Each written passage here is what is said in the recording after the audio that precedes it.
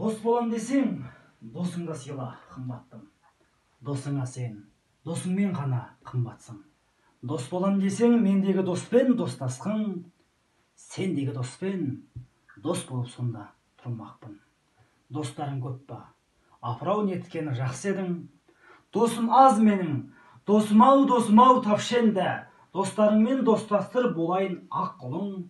Достыққа жүрмін, құмартып, өлгелі жүрмін, өз-өзіме мін артып.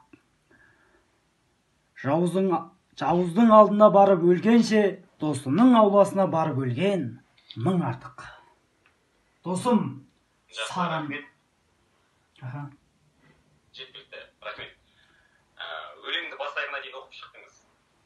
Бас аяғына дейін болғанда бір-екі куплет, не? Жаңағы менің түсіндірген нәрселерім түсінікті болды ма? Түсінікті болды, иә. Мен просто кішкене арасында интернет қатып түсінбей қалдым, кейбір жерлерін көрмей қалдым да. Интернет осы бірақ прямой болып жатыр кішкене менде. Иә. Жалпы поэзияны оқыған кезде главный сөз. Мысалға сіз өміріңізде арасындағы бір мәтінді бір сөйлемін айтыңызшы, бір сөйлемін. Дос болам десең, досыңды сыйла, қымбаттым. Досыңа сен,